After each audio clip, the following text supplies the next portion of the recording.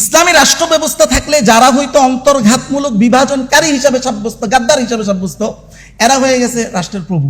বাংলাদেশে তো রীতিমতো আমাদের মুরব্বী মোল্লা মহিদুল্লাহ বাবুনগরী পরিষ্কার বক্তব্য দিয়েছেন যে জামায়াতে ইসলামী কোনো ইসলামী দল নয় এবং তারা ইসলামের ক্ষতি করছে।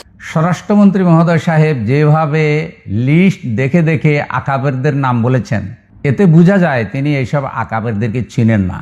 কিভাবে হইল এটা?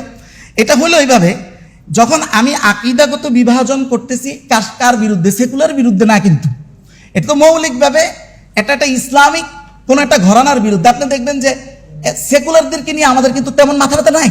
আর বাস্তবে আমি আমার এক শ্রদ্ধেয় বড় ভাইকে দেখছি, ওই আমাদের নীলুফার আফা, উনি কথাটা কি বলছেন, তার কথার কনটেক্সট কি, সিয়াক সাবাক কি, এটা তাহকিক করার উনার মানসিকতা আছে, কিন্তু সৈয়দ আবুল আলা মওদুদী সাহেবের কথা তাহকিক করার মানসিকতা নাই।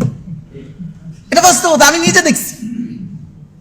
উনি এটা তাহকিক করেছেন, কিন্তু এটা তাহকিক না, শুধু বিকৃত কিভাবে করে দেখেন। সৈয়দ আবুল আলা মওদুদী সাহেবের যে কথাগুলো নিয়ে সমস্যা, এইটা আমি 3 ভাগে বিভক্ত পাইছি, আপনারা আরো পাইতে পারেন 3 ভাগে।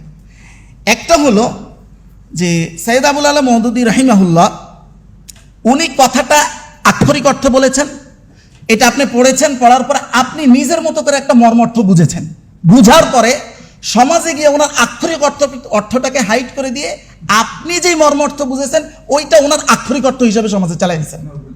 এটা 1 নাম্বার। তো এটা তো আমি দেখছি যে আমাদের গ্রামের মাসাসিদের অভ্যাস। এটা আহলে ইলমের মধ্যে কিভাবে আসলো?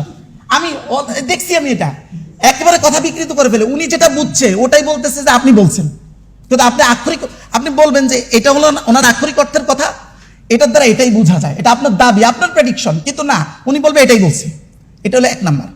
2 নাম্বার প্রকারটা আমি যেটা পাইছি সেটা হলো যে 2 নাম্বার প্রকারটা যেটা পাইছি সেটা হলো যে ধারণার উপরে ভিত্তি করে কথা বলা। এইটা একটা, যে উনি আসলে কোনো তাহকিকই করেন নাই, শুনে শুনে বলছেন, এটাই পুরো 80%।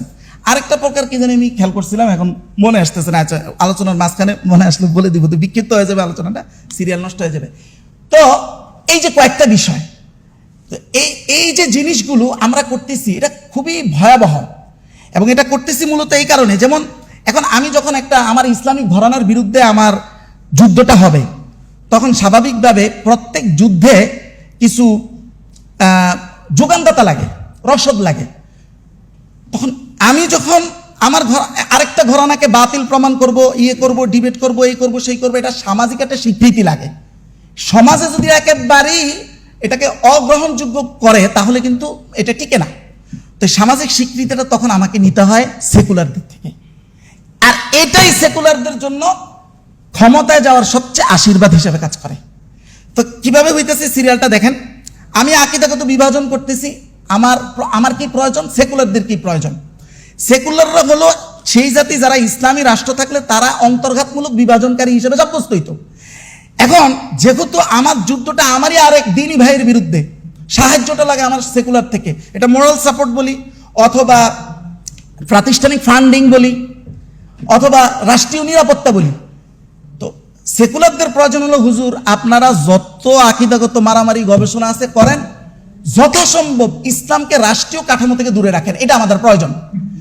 আর আমাদের হুজুরদের প্রয়োজন হচ্ছে এই জায়গায় আমাদের একটা রাষ্ট্রীয় মোরাল সাপোর্ট লাগবে, নিরাপত্তা লাগবে, অথবা ফান্ডিং লাগবে, সেটা লিখিত অলিখিত যেভাবেই হোক লাগবে।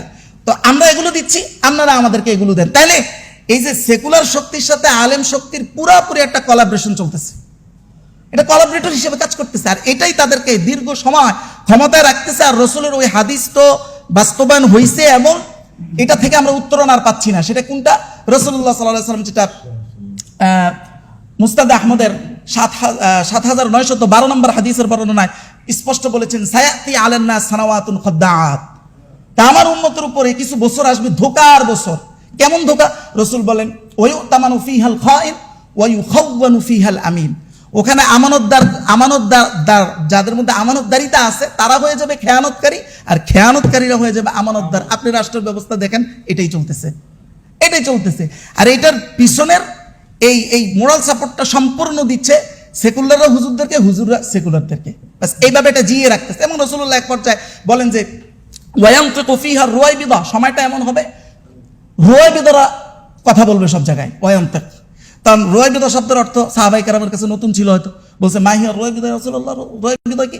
তখন রসুল ভাইয়া বলছেন যে রজুলুন তাফিহুন, একেবারে তুচ্ছ থেকে তুচ্ছ ব্যক্তি, যারা ইসলাম কায়েম থাকলে এদের কোনো সিরিয়ালে আসে না, এরাই ইয়াতাকাল্লামু ফি আমরিল আম্মাহ, সাধারণ মানুষের সব মাতবুরি এরাই করবে। এটাই বাস্তবতা, এটাই হলো এই যে সেকুলার শক্তি ইসলামের উপরে, এটাই বাস্তবতা। আর এটার থেকে আমরা কোনোভাবে বের হইতে পারতেছি না এই কোলাবরেশনের কারণে। তাইলে এখন এটাতে বের হওয়ার পথটা কি? আপনাদের কাছে অনেক পথ থাকতে পারে। আমার কাছে মনে হয়েছে কেউ সিন্ডিকেট সম্পর্কে জ্ঞান অর্জন না করলে, না জানলে, সিন্ডিকেট থেকে বের হওয়ার যে একটা মানসিকতা, এটাও তো আসবে না। যেমন এর আগে আমরা রাজনৈতিকভাবে একদম অজ্ঞ ছিলাম, সরকারগুলো আমাদেরকে ঠিক কীভাবে ধুরপোটায়, এগুলো কিছু ইউটিউবারদের কারণে অনেক কিছু কিন্তু সাধারণ মানুষ জানছে, তারপরে মানুষের মধ্যে এটার একটা কাজ করছে। এটা এই সিস্টেম থেকে বের হওয়ার যে একটা আকাঙ্ক্ষা, ওটা জানার পরে আসছে, জানার আগে তো আসা সম্ভব না। তাহলে এই যে একটা সিস্টেম চলতেছে, ধর্মের আদব, ধর্ম, এগুলোকে আড় করে, এগুলোর ভিতরে যে আমি এটার ফেসিবাদ, প্রায় সময় আমি এটাকে ঘরানা ভিত্তিক ফেসিবাদ বলি, সিন্ডিকেট বলি, তো এই যে চলতেছে, এটা সম্পর্কে তো মানুষকে জানাইতে হবে। তো মানুষ এটা থেকে বের হওয়ার আকাঙ্ক্ষাটা পোষণ করবে কিভাবে?